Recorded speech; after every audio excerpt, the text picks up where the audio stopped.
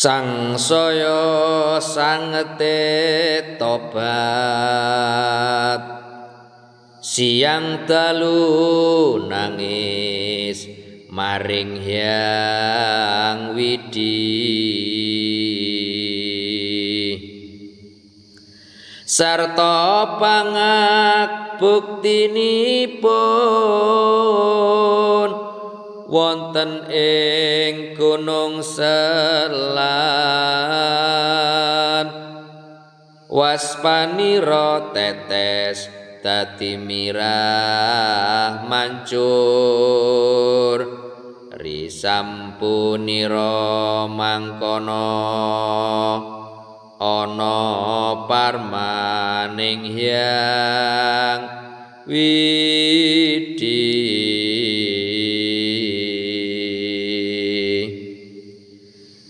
tumawuh mring Nabi Adam lan pitulung denira kwaulas asih yata katurunan Wahyu wau bagindo Adam kinon wikan ing wahyane wektu subuh wektune salat fajar yata Nabi Adam nuli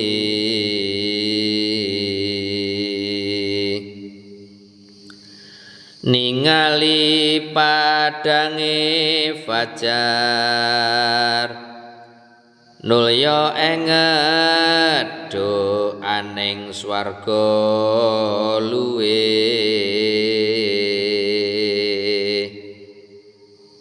tumulya ngambil wudu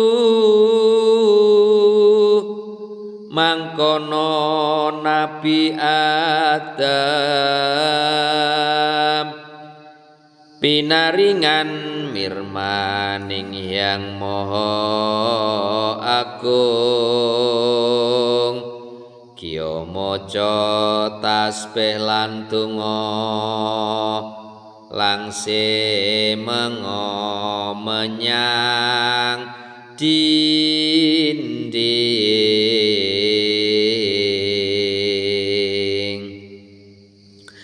seksana bagindo Adam aningali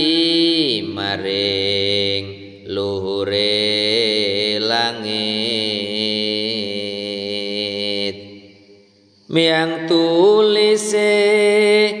Lauhil Mahfud mangkono ingkang sinerat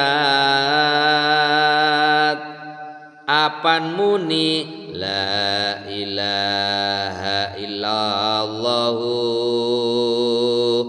Muhammadur Rasulullah bagindo Adam muli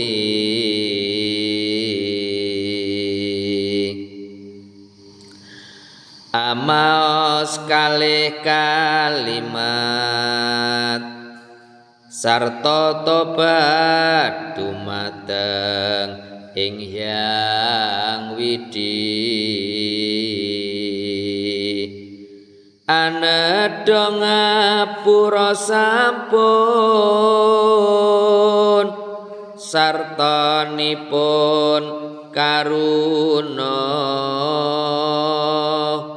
swaranira malih seret meh tan metu wit sangete tangi sira wonten parmaning Hyang Widi.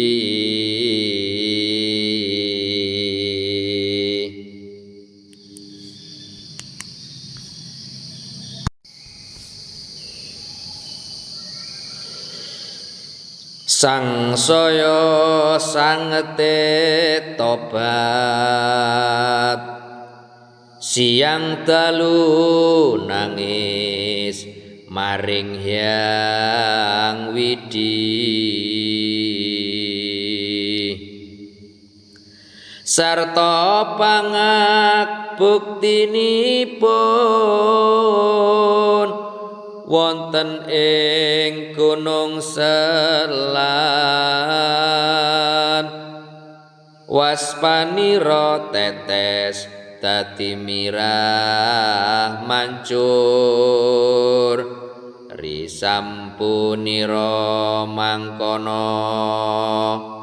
ana parmaning Hyang Widi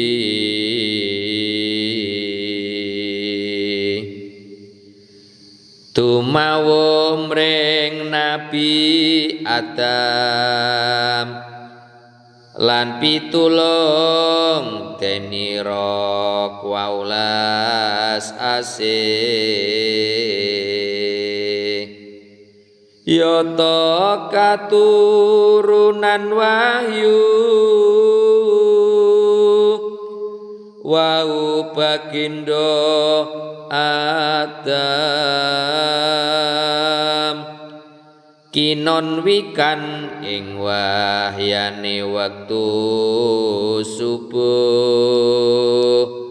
wektune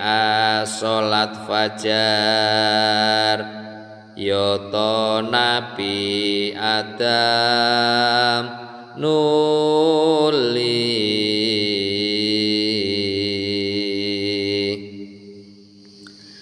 ningali padange fajar nulya enget do aning swarga luwe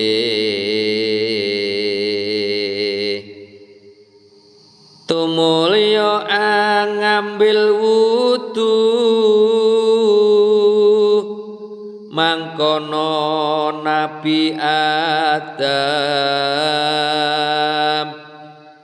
pinaringan mirmaning Hyang Maha Agung kiya maca tasbih lan donga langse mengo menyang dinding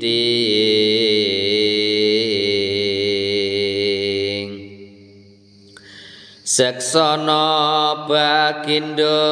Adam aningali maring luhure langit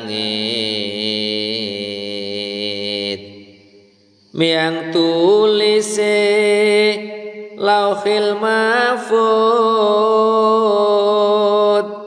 mangkono ingkang sinerat apan muni la ilaha illallah Muhammadur Rasulullah bagi